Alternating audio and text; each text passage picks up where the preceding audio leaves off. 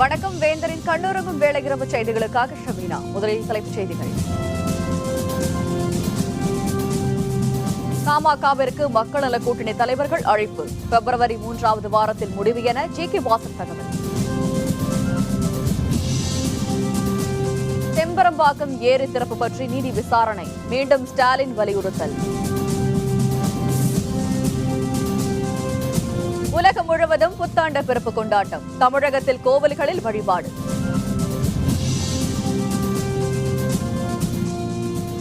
கோவில்களுக்குள் செல்ல ஆடை கட்டுப்பாடு இன்று நடைமுறைக்கு வந்தது.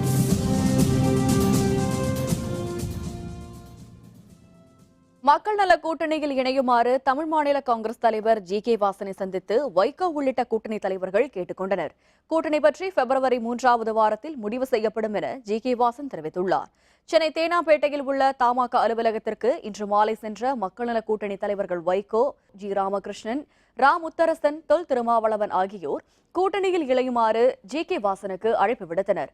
சுமார் 1 மணி நேரம் நடைபெற்ற இந்த சந்திப்பின் பொழுது தமிழக அரசியல் நிலவரங்கள் பற்றியும் விவாதிக்கப்பட்டது. பின்னர் செய்தியாளர்களுடன் பேசிய ஜி.கே. வாசன் மூத்த தலைவர்கள் மற்றும் தொண்டர்களுடன் கலந்தாலோசித்து முடிவு அறிவிப்பதாக தெரிவித்தார்.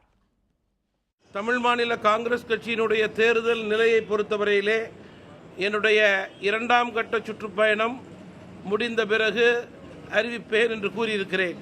தமிழ் மாநில காங்கிரஸ் கட்சியினுடைய முடிவு என்பது எங்களது இயக்கத்தினுடைய தலைவர்கள் தொண்டர்களை கலந்தாலோசிக்க வேண்டும். மக்களுடைய எண்ணம், தொண்டர்களுடைய விருப்பம், இதை வைத்து முடிவெடுக்கக்கூடிய நிலை ஏற்படும். செய்தியாளர்களுடன் பேசிய மக்கள் நல கூட்டணி ஒருங்கிணைப்பாளர் வைகோ அரசியல் நாகரிகத்துடன் மனம் திறந்த பேச்சுவார்த்தை நடைபெற்றதாகவும் மக்கள் நல கூட்டணிக்கு தமாக வரும் என நம்பிக்கை இருப்பதாகவும் குறிப்பிட்டார். மனம் திறந்து எங்கள் கருத்துக்களை பரிமாறிக்கொண்டோம். எங்கள் மக்கள் நல கூட்டணியில் அவர்கள் பங்கேற்க வேண்டும், தமிழ் மாநில காங்கிரஸ் பங்கேற்க வேண்டும் என்ற எங்கள் விருப்பத்தை தெரிவித்திருக்கிறோம். அவர்கள் எங்கள் விருப்பத்தை நிறைவேற்றுவார்கள் என்ற நம்பிக்கையோடு நாங்கள் இருக்கிறோம். செம்பரம்பாக்கம் ஏரியில் இருந்து தண்ணீர் திறக்கப்பட்டது தொடர்பாக நீதி விசாரணை நடத்த வேண்டும் என்று திமுக பொருளாளர் மு.க. ஸ்டாலின் குறிப்பிட்டுள்ளார். சென்னை கோபாலபுரத்தில் திமுக தலைவர் கருணாநிதியை சந்தித்து புத்தாண்டு வாழ்த்து பெற்ற அவர் பின்னர் செய்தியாளர்களுடன் பேசினார். 2016ஆம் ஆண்டு அதிமுக ஆட்சிக்கு முற்றுப்புள்ளி வைக்கும் ஆண்டாக இருக்கும் எனவும் நமக்கு நாமே பயணம் மக்கள் மனதில் மட்டுமின்றி ஜெயலலிதாவையும் எட்டியிருப்பது மகிழ்ச்சி அளிப்பதாகவும் ஸ்டாலின் குறிப்பிட்டார். நான் ஒரு நெடிய பயணத்தை நடத்திய நமக்கு நாமே என்கிற அந்த பயணத்தை பற்றி கூட அவர் குறிப்பிட்டு சொல்லியிருக்கிறார். ஆக நமக்கு நாமே பயணம் மக்கள் மனதிலே தான் ஆழமாக பதிந்து இருக்கிறது என்று நான் எண்ணிக்கொண்டிருந்தேன். ஆனால் முதலமைச்சராக இருக்கக்கூடிய ஜெயலலிதாவுடைய மனதையும் கவர்ந்திருக்கிறது என்பதை எண்ணி பார்க்கிற போது அந்த பயணத்தை நடத்திய அந்த முறையில் நான் உள்ளபடியே மகிழ்ச்சி அடைகிறேன். செம்பரம்பாக்கம் ஏரி தொடர்பாக திமுக போராட்டம் அறிவிச்சிருக்காங்க. அதுவும் தொடர்ந்து ஒரு பொய்யான குற்றச்சாட்டை தலைமைச் செயலாளர் தெரிவித்தும் தொடர்ந்து திமுக அப்படி ஒரு அது பொய்யான தகவல், பொய்யானது இருந்தால் உண்மையிலே அவங்களுக்கு தைரியம் இருந்தால், தெம்பு இருந்தால் நீதி விசாரணை வைக்கிட்டோம். நீதி விசாரணை வச்சு அதை அவங்க மெய்ப்பிக்கிட்டோம். நாங்கள் அதை ஏற்றுக்கிறோம். உலகம் முழுவதும் ஆங்கில புத்தாண்டு பிறப்பு கோலாகலமாக கொண்டாடப்பட்டது. நியூசிலாந்தில் தொடங்கி அமெரிக்கா வரையிலும் அனைத்து நாடுகளும் புத்தாண்டை கொண்டாடி மகிழ்ந்தன. புத்தாண்டை ஒட்டி தமிழகத்தில் கோவில்களிலும் தேவாலயங்களிலும் சிறப்பு வழிபாடுகள் நடைபெற்றன. மக்கள் ஒருவருக்கொருவர் வாழ்த்துக்களை பரிமாறிக்கொண்டனர். சென்னை மயிலாப்பூரில் உள்ள அருள்மிகு கபாலீஸ்வரர் கோவிலில் புத்தாண்டு பிறப்பை ஒட்டி சுவாமிக்கு பல்வேறு திரவியங்களால் சிறப்பு அபிஷேகம் மற்றும் பூஜைகள் நடைபெற்றன. இன்று அதிகாலை முதலே நீண்ட வரிசையில் நின்று திரளான மக்கள் சுவாமி தரிசனம் செய்தனர். நியூ இயர்னால ஸ்பெஷலாக இருக்கும்னு சொல்லிட்டு வந்தோம். அப்புறம் எல்லோரும் நல்லா இருக்கணும், ஹெல்த்தியாக இருக்கணும். போன வருஷம் லாஸ்ட் நவம்பரில் மழைலாம் பெஞ்சதில்ல, அந்த மாதிரிலாம் எந்த ஒரு டிசாஸ்டரும் நடக்காது. இந்த இயர் ரொம்ப பீஸ்ஃபுல்லாக போகணுன்ட்டு வேண்டிக்கிறோம். வருஷத்தில் முதல் நாளுங்கிறதுனால எல்லாரும் கோவிலுக்கு வந்திருக்கோம். இந்த வருஷம் எல்லாருக்கும் எல்லா நன்மைகள், எல்லா வளமும் நலமும் எல்லாம் பெற்று வரணுங்கிறதுக்காக எல்லாரும் கோவிலுக்கு பிரார்த்தனை பண்ண வந்திருக்காங்க. இந்த இயரோட ஃபர்ஸ்ட் டேவை நான் என்னோடய ஃப்ரெண்ட்ஸ் அண்ட் ஃபேமிலியோட நல்ல ஜாலியாக செலிப்ரேட் பண்ணணும்னு ஆசைப்படுறேன். தமிழகம் முழுவதும் உள்ள இந்து கோவில்களுக்கு செல்ல ஆடை கட்டுப்பாடு இன்று முதல் நடைமுறைக்கு வந்தது. இந்த கட்டுப்பாட்டிற்கு பக்தர்கள் வரவேற்பு தெரிவித்துள்ளனர். இது பற்றிய விரிவான விவரங்களை தருகிறார் நமது செய்தியாளர் நந்தினி. சென்னை உயர்நீதிமன்றம் மற்றும் இந்து சமய அறநிலையத்துறையின் சுற்றறிக்கையின்படி இன்று முதல் தமிழகம் முழுவதும் இருக்கக்கூடிய இந்து கோவில்களில் ஆடை கட்டுப்பாடு அமலாகிறது. அதன்படி ஆண்கள் பெண்கள் அனைவரும் ஜீன்ஸ், லெகின்ஸ் உள்ளிட்ட உடைகளை அணியக்கூடாது என்ற கட்டுப்பாடும் இன்று முதல் அமலாக இருக்கிறது. இந்த ஆடை கட்டுப்பாட்டினை பலதரப்பட்ட மக்களும் வரவேற்றுள்ளனர். இந்த மாதிரி லெகின்ஸு, இந்த ஜீன்ஸ் பேண்ட்லாம் போடுறது வந்து தவிர்க்கிறது ரொம்ப நல்லது. புடவை கட்டி நம்ம பாவாடை தாவணி கட்டி நம்மளோட வரணுன்றது ரொம்ப ஆசை எனக்கு. அது எனக்கு நியூஸில் வந்தப்போ ரொம்ப சந்தோஷமாக இருந்தது. அது எல்லாரும் ஏற்றுக்கிட்டு நடக்கணுன்றது என்னோட ஆசை. ஆடை கட்டுப்பாடு இது மாதிரி சொல்லியிருக்காங்க. இப்போ யாரும் இப்போ அவ்வளோ கேட்குறதில்ல. இன்னும் யாராவது ஒருத்தர் 2-3 பேர் இந்த மாதிரி இன்னும் கொஞ்சம் இன்னும் ஸ்ட்ரிக்ட் ரூல்ஸ் போட்டால் தான் இந்த மாதிரி கொஞ்சம் நல்லாயிருக்கும். இப்போ எப்படி பார்த்தீங்கன்னா எல்லாருமே லெகின்ஸு ஜீன்ஸ் தான் போட்டு வராங்க. இன்னும் அவ்வளோ இன்னும் வரலைங்கிறேன், இன்னும் வரல, வந்தால் கொஞ்சம் நல்லாயிருக்கும். பல இடங்களில் இந்த ஆடை கட்டுப்பாடு அமல்படுத்தப்பட்டிருந்தாலும் மக்கள் தானாக முன்வந்து அவற்றை பின்பற்ற வேண்டும் என்பதே அனைவரின் கோரிக்கையாகவும் இருக்கிறது. அது மட்டுமின்றி வெள்ள பாதிப்பிலிருந்து மீண்டெழுந்து வந்திருக்கக்கூடிய சென்னை கடந்த ஆண்டை போலவே இந்த ஆண்டும் புத்தாண்டை வெகு சிறப்பாக கொண்டாடி வருகிறது. வேந்தர் செய்திகளுக்காக ஒளிப்பதிவாளர் சிவாவுடன் சைதாப்பேட்டையிலிருந்து நந்தினி. காஷ்மீர் மாநிலத்தில் உள்ள அரசு கட்டடங்கள் மற்றும் அரசு வாகனங்களில் தேசிய கொடியுடன் மாநில கொடியும் ஏற்றப்பட வேண்டும் என்ற உத்தரவிற்கு ஜம்மு காஷ்மீர் உயர்நீதிமன்றம் தடை விதித்துள்ளது. சிறப்பு தகுதி நிலை காரணமாக காஷ்மீர் மாநிலத்திற்கு என தனிக்கொடி இருக்கிறது. இதனால் மக்கள் பிரதிநிதிகளின் வாகனங்கள் அரசு அலுவலகங்களில் மாநில கொடியையும் பறக்கவிட வேண்டும் என்று காஷ்மீர் அரசு உத்தரவிட்டது. இது தொடர்பான வழக்கை விசாரித்த ஜம்மு காஷ்மீர் உயர்நீதிமன்றம் அரசின் உத்தரவிற்கு அனுமதி அளித்தது. தீர்ப்பை எதிர்த்து பேந்தர் கட்சி போராட்டங்களில் இறங்கியதுடன் மேல்முறையீடும் செய்தது. இன்று இந்த மனுவை விசாரித்த உயர்நீதிமன்ற 2 நீதிபதிகள் அமர்வு தனி நீதிபதியின் உத்தரவிற்கு இடைக்கால தடை விதித்து உத்தரவிட்டுள்ளது. 2016ஆம் ஆண்டில் வெளிநாட்டு பயணங்களை குறைத்துக் கொள்ள பிரதமர் நரேந்திர மோடி முடிவு செய்துள்ளதாக தகவல் வெளியாகியுள்ளது. கடந்த 2014ஆம் ஆண்டு மே மாதம் பிரதமராக பொறுப்பேற்ற மோடி கடந்த 19 மாதங்களில் 33 நாடுகளுக்கு சுற்றுப்பயணம் மேற்கொண்டுள்ளார். உலக தலைவர்களில் 2/3 பங்கு பேரை அவர் சந்தித்து பேசியுள்ளார். பிரதமர் மோடி இந்தியாவில் இருப்பதை விட வெளிநாடுகளில் இருப்பதே அதிகம் என்று விமர்சிக்கும் எதிர்க்கட்சிகள் அடிக்கடி வெளிநாட்டு பயணம் மூலம் மக்களின் வரிப்பணம் வீணடிக்கப்படுவதாக குற்றம் சாட்டி வருகின்றன. இதனையடுத்து தேவை ஏற்பட்டால் ஒழிய வெளிநாட்டு பயணங்களை தவிர்த்துவிட பிரதமர் முடிவு செய்துள்ளதாக கூறப்படுகிறது. புதியதாக பிறந்துள்ள 2016ஆம் ஆண்டில் இதுவரை 2 வெளிநாட்டு பயணங்கள் மட்டுமே பிரதமருக்கு திட்டமிடப்பட்டுள்ளது. உள்நாட்டு பிரச்சினைகள் மற்றும் பட்ஜெட் கூட்டத்தொடரில் கவனம் செலுத்துவதற்காகவே பிரதமர் மோடி இம்முடிவை எடுத்துள்ளதாக தெரிகிறது. தில்லியில் சுற்றுச்சூழல் சீர்கேட்டை தடுக்கும் வகையில் வாகன போக்குவரத்தில் செய்யப்பட்டிருக்கும் மாற்றம் இன்று முதல் நடைமுறைக்கு வந்தது. இந்த மாற்றத்தை தில்லி மக்கள் வரவேற்றுள்ளனர். தில்லியில் வாகன போக்குவரத்தால் ஏற்படும் சுற்றுச்சூழல் சீர்கேட்டை தவிர்க்கும் வகையில் ஜனவரி 1 தேதியில் இருந்து வாகன போக்குவரத்தில் மாற்றம் கொண்டுவர அம்மாநில அரசு முடிவெடுத்திருந்தது. அதன்படி வாகன பதிவெண்களில் ஒற்றைப்படை பதிவெண்களை கொண்ட வாகனம் ஒரு நாளிலும், இரட்டைப்படை பதிவெண்களை கொண்ட வாகனங்கள் அடுத்த நாளிலும் என மாற்றி இயக்குவது குறித்து அறிவிப்பு வெளியானது. அவ்வாறு இயக்குவது குறித்த மக்களின் கருத்துக்களை அறியும் வகையில் கடந்த 30ஆம் தேதி ஒத்திகை நடைபெற்றது. இதனையடுத்து இன்று காலை 8 மணி முதல் தில்லியில் வாகன கட்டுப்பாடு திட்டம் நடைமுறைக்கு வந்தது. முதல் நாளான இன்று ஒற்றைப்படை எண் கொண்ட வாகனங்கள் இயக்கப்படுகின்றன. இந்த திட்டத்திற்கு பொதுமக்கள் வரவேற்பு தெரிவித்துள்ளனர். பாகிஸ்தான் பாடகரும் இசையமைப்பாளருமான அட்னான் சமிக்கு இந்திய அரசு குடியுரிமை வழங்கியுள்ளது. பிரபல பாடகரும் இந்தி பட இசையமைப்பாளருமான அட்னான் சமி பாகிஸ்தானில் பிறந்தவர். கடந்த 10 ஆண்டுகளாக இவர் மும்பையில் வாழ்ந்து வருகிறார். 2015ஆம் ஆண்டின் தொடக்கத்தில் அட்னானின் பாஸ்போர்ட் புதுப்பிக்கப்படாததை தொடர்ந்து மனிதாபிமான அடிப்படையில் இந்திய அரசு தனக்கு குடியுரிமை வழங்க வேண்டும் என்று அவர் கோரியிருந்தார். இதை ஏற்று இந்திய அரசு இன்று அவருக்கு குடியுரிமை அளித்துள்ளது. மத்திய அமைச்சர் கிரண் ரிஜிஜு இதற்கான சான்றிதழை அட்னானிடம் அளித்தார். இந்திய குடியுரிமை கிடைத்ததற்காக அட்னான் மகிழ்ச்சி தெரிவித்துள்ளார். बहुत मुझे खुशी हुई है। मैं गवर्नमेंट ऑफ इंडिया का बहुत बहुत शुक्रगुजार हूँ कि उन्होंने मुझे ये इतना खूबसूरत तोहफा दिया है नए साल में, और मैं अपनी खुशी का मैं आपको बता भी नहीं सकता मेरे जज्बात कितने हैं इस खुशी पे, और बहुत खुश हूँ मैं। अदनान सामी जी जो हैं, ये जब पाकिस्तानी सिटीजनशिप उसने छोड़ा, काफ़ी महीने पहले उसने छोड़ दिया, और उन्होंने निर्णय किया कि हिंदुस्तान में ही रहेंगे और हिंदुस्तान को ही अपना घर बना करके यहाँ रहने का उन्होंने जब निर्णय किया, तो भारत सरकार ने उसका इस फैसला को स्वागत किया, और आज नया साल में एक तोहफा के हिसाब से दिया है कि भारत का एक नागरिक के रूप में उनको आज मान्यता दे करके सर्टिफिकेट हैंड ओवर किया है। காங்கிரஸ் தனித்து போட்டியிடவே விரும்புகிறது. EVKS இளங்கோவன் கருத்து. விவரம் விளம்பர இடைவேளைக்கு பிறகு.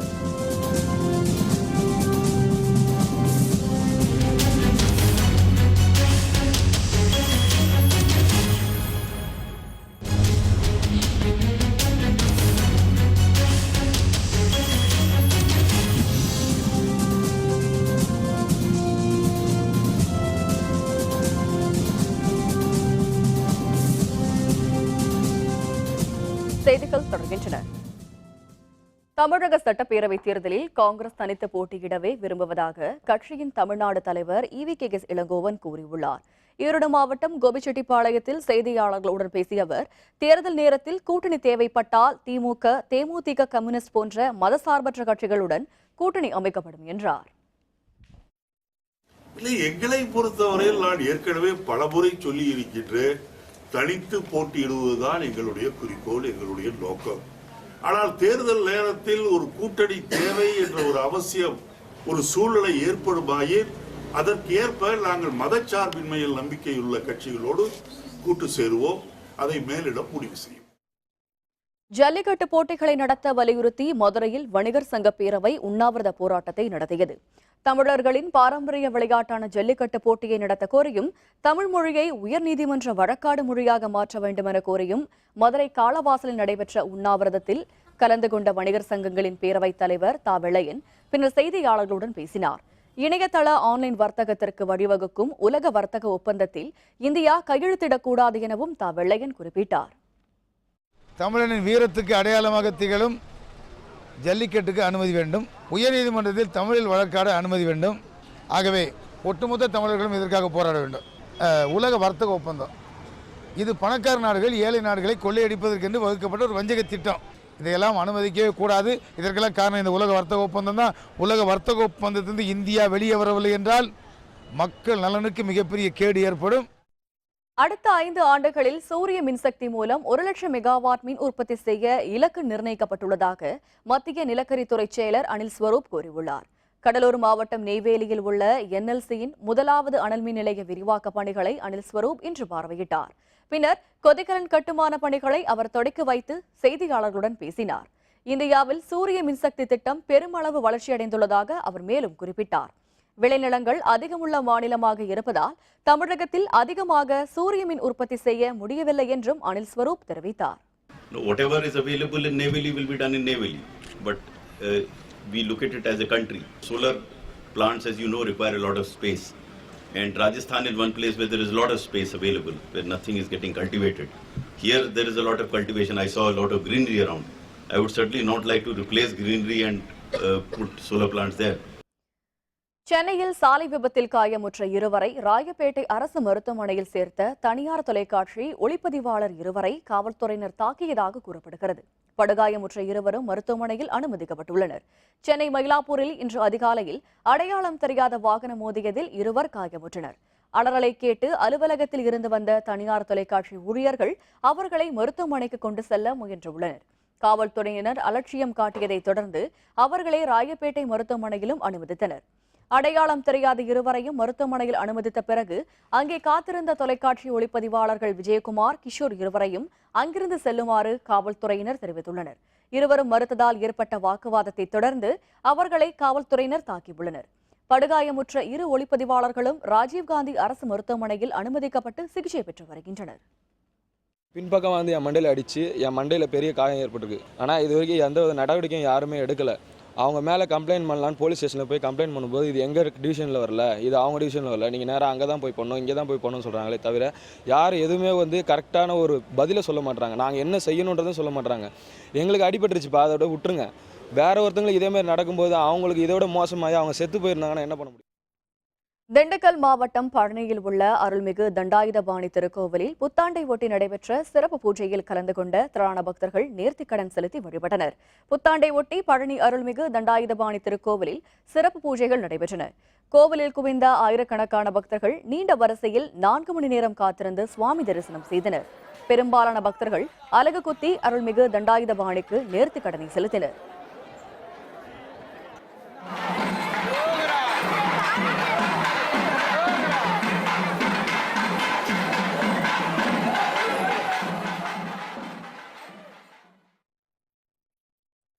புத்தாண்டை ஒட்டி தஞ்சாவூர் பெரிய கோவிலில் பெருவுடையாருக்கு நடைபெற்ற சிறப்பு அபிஷேகத்தை காண திரளான பக்தர்கள் குவிந்தனர். ஆங்கில புத்தாண்டை ஒட்டி தஞ்சாவூர் பெரிய கோவிலில் திரவிய பொடி, மஞ்சள், அரிசி மாவு, பால், தயிர், சந்தனம் உள்ளிட்ட பொருட்களை கொண்டு அருள்மிகு பெருவுடையாருக்கு சிறப்பு அபிஷேகம் நடைபெற்றது. இதைத் தொடர்ந்து நடைபெற்ற தீபாராதனை பொழுது திரளான பக்தர்கள் சுவாமியை வழிபட்டனர்.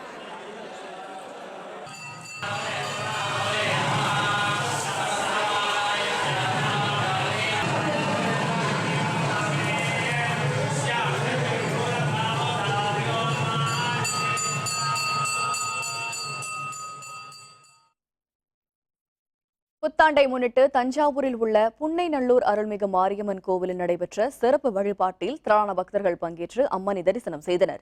தஞ்சாவூரில் உள்ள புகழ்பெற்ற புன்னைநல்லூர் அருள்மிகு மாரியம்மன் சுயம்புவாக தோன்றி அருள் பாலித்து வருவதாக ஐதீகம். ஆங்கில புத்தாண்டை முன்னிட்டு இத்திருக்கோவிலில் சிறப்பு பூசைகளும் வழிபாடும் நடத்தப்பட்டன. சிறப்பு வழிபாட்டை முன்னிட்டு அம்மன் தங்க கவசத்தில் காட்சி தந்து பக்தர்களுக்கு அருள்பாலித்தார். தொடர்ந்து மகா தீபாராதனை நடைபெற்றது. குடும்பத்துடன் வந்திருந்த பக்தர்கள் நீண்ட வரிசையில் காத்திருந்து அம்மனை வழிபட்டனர்.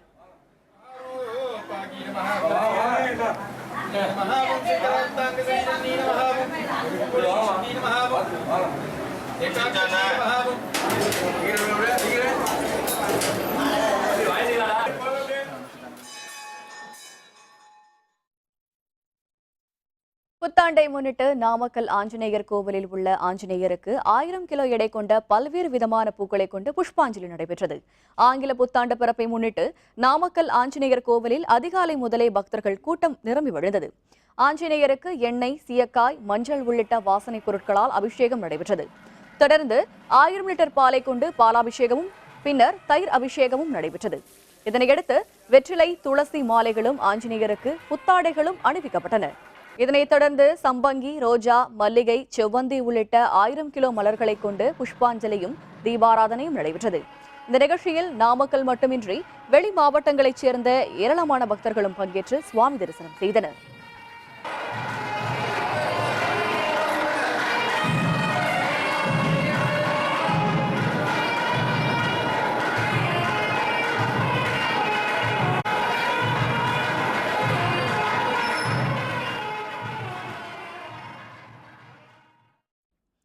புத்தாண்டு பிறப்பை ஒட்டி புதுச்சேரியில் உள்ள அருள்மிகு ஸ்ரீ மணக்குள விநாயகர் கோவிலில் நடைபெற்ற சிறப்பு பூஜையில் திரளான பக்தர்கள் பங்கேற்று சுவாமி தரிசனம் செய்தனர். புதுச்சேரியில் புத்தாண்டு கொண்டாட்டங்கள் வழக்கமான உற்சாகத்துடன் கொண்டாடப்பட்ட நிலையில் கிறிஸ்துவ தேவாலயங்களில் நள்ளிரவு பிரார்த்தனைகளும் கோவில்களில் சிறப்பு பூஜைகளும் நடைபெற்றன. புகழ்பெற்ற அருள்மிகு ஸ்ரீ மணக்குள விநாயகர் கோவிலில் இன்று அதிகாலையில் நடை திறக்கப்பட்டு சுவாமிக்கு சிறப்பு அபிஷேகம் மற்றும் பூஜைகள் நடத்தப்பட்டன. இதனைத் தொடர்ந்து விநாயகர் தங்க கவசத்துடன் பக்தர்களுக்கு அருள் பாலித்தார்.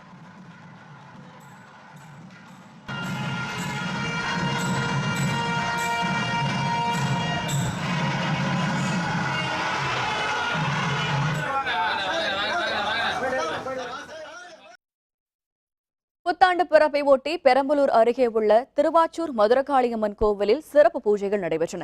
அதிகாலையில் கோவில் நடை திறக்கப்பட்டு அம்மனுக்கு பால், தயிர், பன்னீர் உள்ளிட்ட திரவியங்களால் அபிஷேகம் நடைபெற்றது.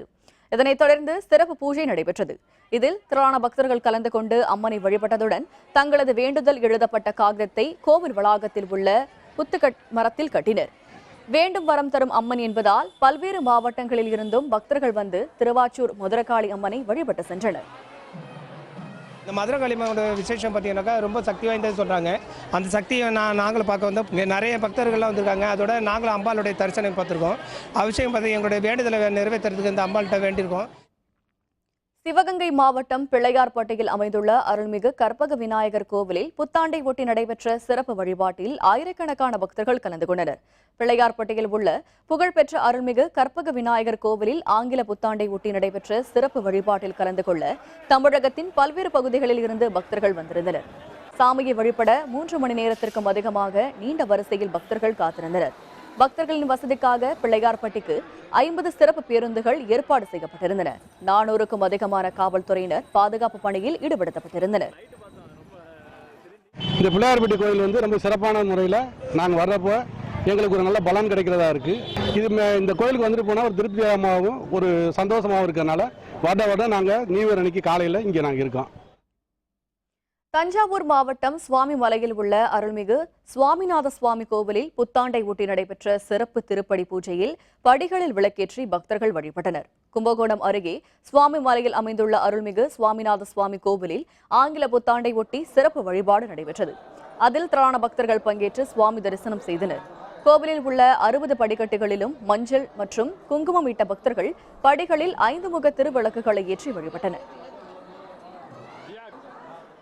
ஸ்ரீ சுவாமிநாத சுவாமிக்கு ஆங்கில புத்தாண்டை முன்னிட்டு திருப்படி திருவிழா, அபிஷேகங்கள், ஆராதனைகள், அலங்காரங்கள் பக்தர்களுக்காக செய்யப்பட்டும் பக்தர்களுக்கும் அனைத்து விதமான நலன்களை பெற வேண்டுமாய், சகல சௌபாக்கியங்களை பெற வேண்டுமாய் பக்தரை பிரார்த்திக் கொள்கிறோம்.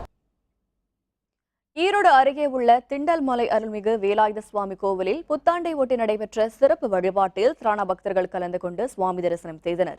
ஆங்கில புத்தாண்டை ஒட்டி ஈரோடு மாவட்டத்தில் உள்ள இந்து கோவில்கள் மற்றும் கிறிஸ்தவ தேவாலயங்களில் சிறப்பு வழிபாடுகள் நடைபெற்றன.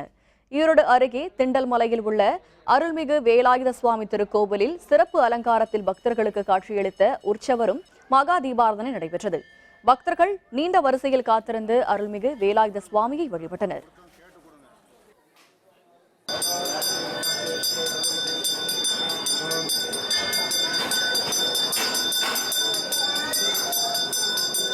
எந்த தொந்தரவு இருக்கக்கூடாது, பாதிப்பு வரக்கூடாது. ஸோ ஃப்ளட்ஸ் எல்லாம் வந்த மாதிரி இல்லாமல் எல்லாம் ஹாப்பியாக இருக்கும் இந்த இயர் அப்படின்னு வேண்டுறோம் நாங்கள். சேலத்தில் உள்ள பல்வேறு கோவில்களில் புத்தாண்டை ஒட்டி சிறப்பு அலங்காரங்களில் காட்சியளித்த அருள்மிகு ஆஞ்சநேயர், ஸ்ரீராமர் உள்பட சுவாமிகளை பக்தர்கள் வழிபட்டனர். சேலத்தில் உள்ள அருள்மிகு பக்த வரப்பிரசாத ஆஞ்சநேயர் கோவிலில் புத்தாண்டை ஒட்டி சிறப்பு அலங்காரத்தில் அருள்மிகு ஆஞ்சநேயர் பக்தர்களுக்கு காட்சியளித்தார்.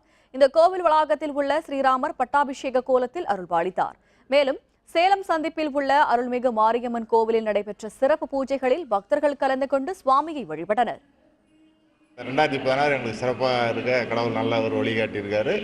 ஆஞ்சநேயர் எல்லா சகல ஐஸ்வர்யத்தையும் எனக்கு இங்கே வந்ததுக்கு அப்புறமேலு உருவாக்கி கொடுத்துருக்காரு. ஆங்கில புத்தாண்டை ஒட்டி தருமபுரியில் உள்ள கோவில்களில் குவிந்த திரளான பக்தர்கள் சிறப்பு வழிபாடுகளில் கலந்து கொண்டனர். தருமபுரியில் உள்ள அருள்மிகு கோட்டை கல்யாண காமாட்சி, கோட்டை பெருமாள் கோவில், குமாரசுவாமி பேட்டை முருகன் கோவில் உட்பட பல்வேறு கோவில்களில் புத்தாண்டு சிறப்பு வழிபாடு நடைபெற்றது. இதனையொட்டி கோவில்களில் குவிந்த திரளான மக்கள் நீண்ட வரிசையில் நின்று சுவாமி தரிசனம் செய்தனர். மேலும் கோவில் வளாகத்தில் பெண்கள் தீபம் ஏற்றி வழிபட்டனர். புது வருஷம் 2016 கொண்டாடுறதுக்காக வந்திருக்கோம். எங்கள் புது வருஷத்துக்காக நல்லா கோட்டை கோயில் அபிஷேகம் அதெல்லாம் பார்க்கறதுக்காக வந்திருக்கோம். இந்த வருஷம் வந்து நல்ல வருஷமாக அமைய, கெட்டதெல்லாம் மறந்து நல்லது நடக்கிறதுக்காக வேண்டதுக்காக ஃபேமிலியோட என்ஜாய் பண்ண கோயிலுக்காக வந்து எல்லாருமே சந்தோஷமாக இருக்க வேண்டிய நாள் இன்னைக்கு. வருஷம் ஃபுல்லாக நல்லா இருக்கணும், எந்த இதுவும் இல்லாமல் நல்லா இருக்கணுன்றதுக்காக எல்லாம் கடவுளை வேண்டதுக்காக வந்திருக்காங்க. எல்லாருக்கும் கடவுளுடைய அருள் கிடைக்கணும்னு வேண்டிக்கிறேன். புத்தாண்டு நாளை ஒட்டி கன்னியாகுமரியில் உள்ள கிருஷ்ணன் கோவில் ஆதிபராசக்தி சித்தர் பீடத்தில் கூட்டு தியான வழிபாடு நடைபெற்றது. குமரி மாவட்டத்தின் வடச்சேரியை அடுத்த கிருஷ்ணர் கோவிலில் இன்று அதிகாலையில் ஆதிபராசக்திக்கு 18 வகையான சிறப்பு அபிஷேகங்கள் நடைபெற்றன. பின்னர் மண்வளம் பெருகி மனிதநேயம் வளரவும், இயற்கை சீற்றம் தணியவும் மந்திரங்கள் கூறி கூட்டு தியானமும் சிறப்பு தீப ஆராதனையும் நடைபெற்றது. இதில் மாவட்டத்தின் பல்வேறு பகுதிகளைச் சேர்ந்த பக்தர்கள் பங்கேற்றனர்.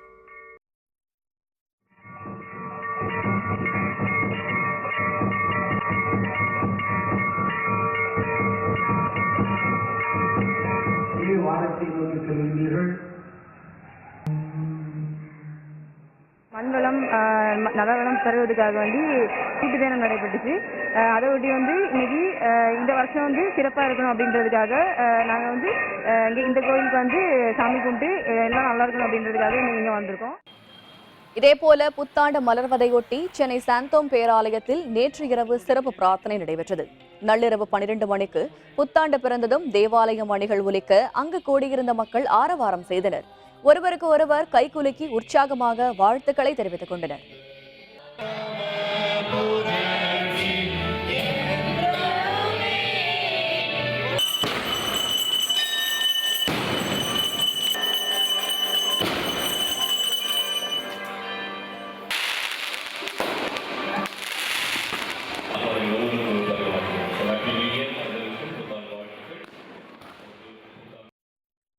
சுற்றுலா தலமான கன்னியாகுமரியில் புத்தாண்டை ஒட்டி நாட்டின் பல்வேறு பகுதிகளிலிருந்தும் ஏராளமான சுற்றுலா பயணிகள் குவிந்தனர். நேற்று இரவு முதலே சுற்றுலா பயணிகள் வர தொடங்கிவிட்டனர். வழக்கத்தை விட இன்று திரும்பிய பக்கமெல்லாம் பயணிகளின் கூட்டம் அலைமோதிக் கொண்டிருக்கிறது. இன்று காலையில் தாங்கள் பார்த்த சூரியோதயமே இந்த ஆண்டின் முதல் சூரியோதயம் என மக்கள் மகிழ்ச்சி தெரிவித்தனர். புத்தாண்டை செலிப்ரேட் பண்ணுறதுக்காக ஃப்ரெண்ட்ஸ் எல்லாம் சேர்ந்து கன்னியாகுமரிக்கு வந்திருக்கோம். இன்னைக்கு முதல் சூரிய உதயம் பார்த்துட்டு அதுக்கப்புறம் விவேகானந்தர் பாறை, அதுக்கப்புறம் திருவள்ளுவர் சிலை, அப்படி கன்னியாகுமரியில் உள்ள எல்லா இடங்களையும் சுற்றி பார்த்துட்டு நல்ல விதமாக என்ஜாய் பண்ணிட்டு இருக்கிறோம். துபாயில் தீப்பற்றிய 63 மாடி கட்டிடம். தீ அணைந்த பிறகும் தொடரும் புகை மூட்டம். விவரம் விளம்பர இடைவேளைக்கு பிறகு.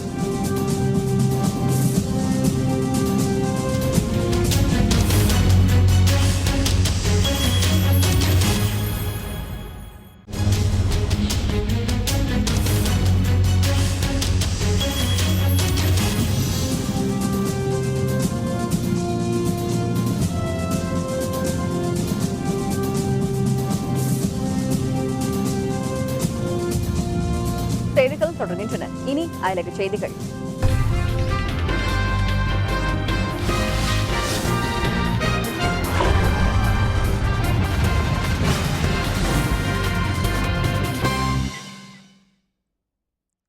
பிரிட்டன் தலைநகர் லண்டனில் புத்தாண்டு பிறப்பை ஒட்டி நடைபெற்ற பிரம்மாண்ட வான வேடிக்கைகளை ஆயிரக்கணக்கான மக்கள் கூடி ரசித்தனர். லண்டனில் உள்ள புகழ்பெற்ற தேம்ஸ் நதிக்கரையோரம் ஆயிரக்கணக்கான மக்கள் கூடி புத்தாண்டை வரவேற்றனர். இதனையொட்டி நடைபெற்ற பிரம்மாண்ட வான வேடிக்கைகள் பார்ப்போரை பரவசத்தில் ஆழ்த்தியது.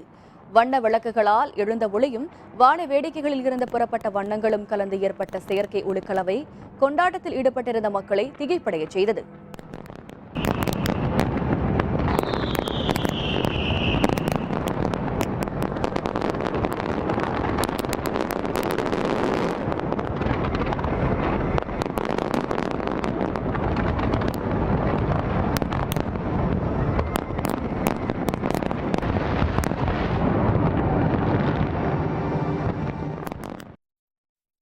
துபாயில் புத்தாண்டு கொண்டாட்டத்தின் பொழுது 63 மாடி கட்டடத்தில் திடீரென்று தீ விபத்து ஏற்பட்டது.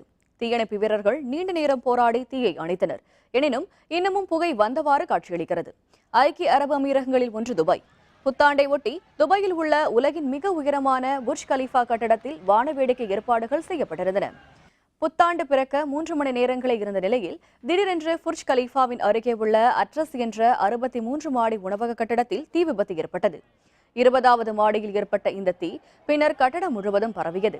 இந்த விபத்தில் 14 பேர் காயமடைந்தனர். தீயணைப்பு வீரர்கள் விரைந்து வந்து போராடி தீயை அணைக்கும் முயற்சிகளை மேற்கொண்டு தீயை அணைத்தனர். தீயை அணைத்து முடிப்பதற்கு முன்னரே புத்தாண்டு வந்துவிட்ட நிலையில் இன்னொரு புறம் புத்தாண்டு கொண்டாட்டங்களும் நடைபெற்றன.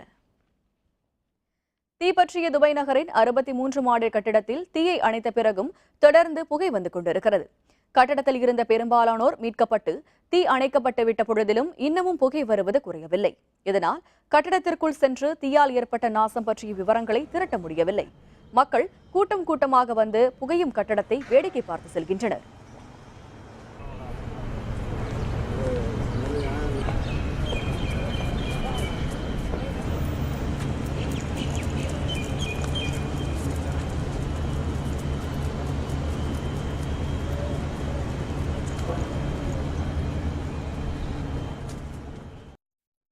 பிறந்திருக்கும் புதிய ஆண்டில் அநீதி மற்றும் எதையும் கண்டு காணாத போக்கிற்கு முடிவு கட்டுவோம் என போப் ஆண்டவர் அவரது புத்தாண்டு செய்தியில் தெரிவித்துள்ளார். புத்தாண்டை ஒட்டி வாட்டிகன் நகரில் போப் பிரான்சிஸ் திருப்பலியை நடத்தி வைத்தார். இந்த திருப்பலி பூசையில் ஏராளமான கர்தினால்களும் பல ஆயிரம் பக்தர்களும் பங்கேற்றனர். திருப்பலியின் பொழுது மறைவுரையாற்றிய போப் பிரான்சிஸ் அநீதிக்கு முடிவு கட்டுவோம் எனவும் வேறுபாடுகளை களைய வேண்டும் எனவும் குறிப்பிட்டார். Quello che pone sotto i nostri occhi moltitudini di uomini e donne e bambini che fuggono dalla terra, dalla fame, dalla persecuzione, disposti a rischiare la vita pur di vedere rispettati i loro diritti fondamentali.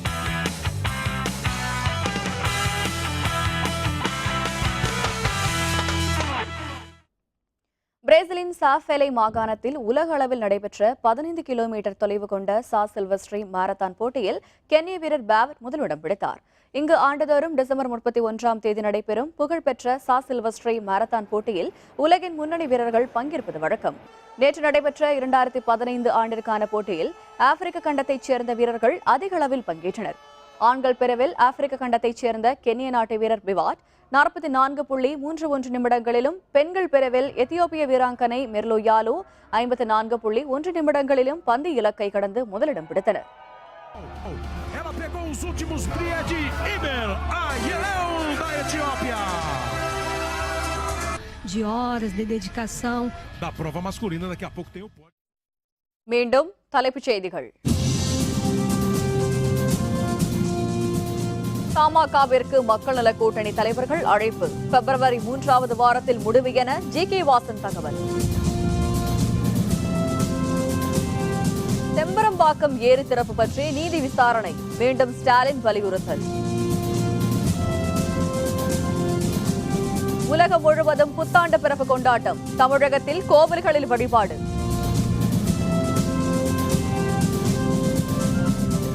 கோவில்களுக்குள் செல்ல ஆடை கட்டுப்பாடு இன்று நடைமுறைக்கு வந்தது.